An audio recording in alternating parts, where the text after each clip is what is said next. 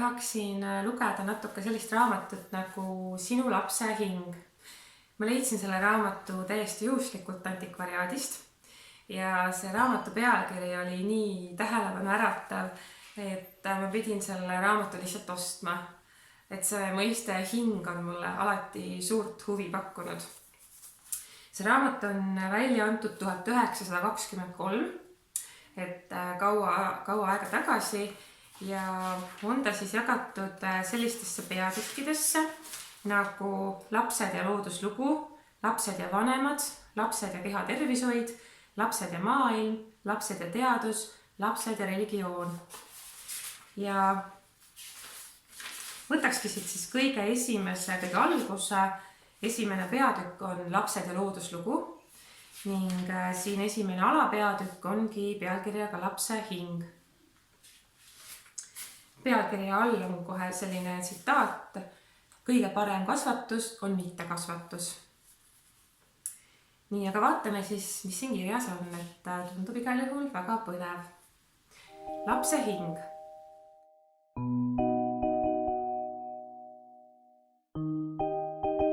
Lapse hing. Laps. Pühalik tõsine, suur sõna. Sõna, mis elus ühtlasi kõige magusam ja kõige raskem. Kes sa oled, lugeja, et sa võid last omaks nimetada? Jõuad sa seda koormat kanda? Oled sa oma jõudu õieti hinnanud? Tead sa, mis sa pead ja tahad? Sa pead vaimule meelelise olemuse väravad avama ja kaitstes ning aidates tema üle valvama. Kõik, mis sul on paremat, kaitsemüürina tema ümber seadma ja ka siis mitte meelt heitma, kui ta sinu kaitset ei nõua. On sul armastust, mis ennast ärritada ei lase, mis kannatamatuks ei muutu, mis oma pühamat ja ilusamat ülesannet selles näeb, et ennast ilmale sündinud vaimule ohverdada. Ainult üks asjaolu teeb arusaadavaks, miks meie selle ülesande raskuse all kokku ei lange. Nimelt see, et meie lastega vaimliselt üheväärilised oleme, kes kõiges oma olemuses ainult selleks kasvavad, mis nad edaspidi peavad kandma. Selles on vanemate seisuse kõrge auväärilisus ja õndsus. Elu ei paku meile kunagi midagi kõrgemat kui hoolt, vaeva, raskust, suurt rõõmu, mis meie lapsed meile valmistavad. Laps on ainuke varandus, mille me ajast kaasa võtame. Kõik varandused lähevad kaduma, kui elu peame jätma. Isegi kuulsus ei jää, ehk igal juhtumisel ta muutub ühes järeltulevate põlvede vaadetega. Ainult üks jääb, et meie vanemad olime ja lastele elu andsime. Jääme meie, siis jäävad ka meie lapsed. Nemadki kuuluvad igavikku ja seisavad aja kaduvusest kõrgemal. On see siis sinu kõige suurem õnn ja mure, sinu raskus ja rõõm, su lapse hing? Kõnelgem sellest kord päris otsekoheselt ja lihtsalt. Meie ei süvene siin hingeteadusesse, vaid räägime elust, mina ja sina, ja elu pärast. Sinu laps on vaimline olevus, üks mina, midagi arusaamatut ja seletamatut. Aga sa saad temast aru nii palju, kui sul seda vaja on, sest sinu laps on su sina. Lapse vaimus ei muuda sa iial midagi. Ta on olemas ja kujuneb iseenese seaduste järgi.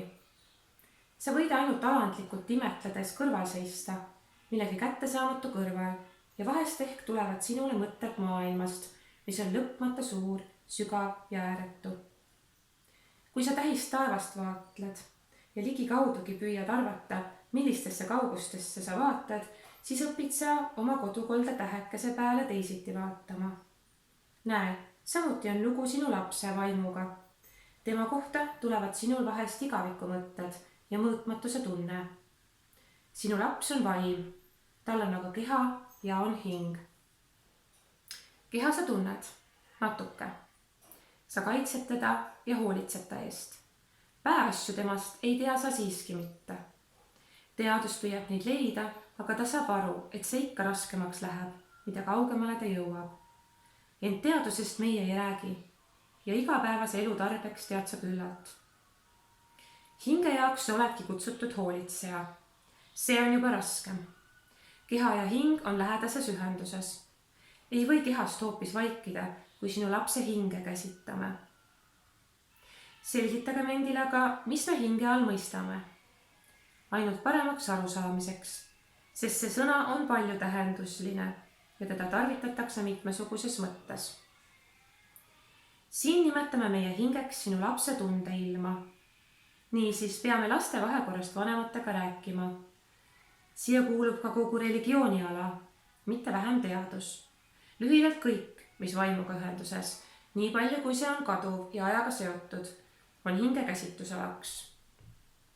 Seepärast on hing inimeses kõige arenemisvõimelise asupaik, mis maapäälsete mõõdupuudega mõõtes allub nähtavaile muutusile. Hing suhtub vaimusse kui planeet maailmasse. On olemas kosmiline ja planetaarne maailm. Kosmiline kiirus, kosmiline kaugus on meile üldiselt arusaamatud. Küll aga on meil selge kujutlus maapäälsetest kaugustest, maapäälsetest väärtustest, maapäälsest maailmast. Niisiis jäta oma lapse vaim rahulikult kõrvale. Ta käib iseenese seaduste järgi, mida meie ei mõista ega mõista tarvitsegi. Ta seisab ajast kõrgemal, ent hinge eest hoolitse, kui suudad. Hing on selle elu saamisala, alus, millel põhineb kasvatus. Mis sa oma lapsega teed, millisena elu temale kujuneb, see jätab kustutamata jäljed tema tunnete ilma, tema hinge. Asi seisab siin selles, kas sinu laps su sõbraks või päälekaebajaks saab. Kuid rohkem veel selles, et sa kõige parema annad, mis sul on, ja oma elu ainukese meistritöö valmistad, mis tõesti ja tingimata seda väärt on, et kõik jõud sellele pühendada. Suure asja jaoks oled sa kutsutud. Rõõmusta!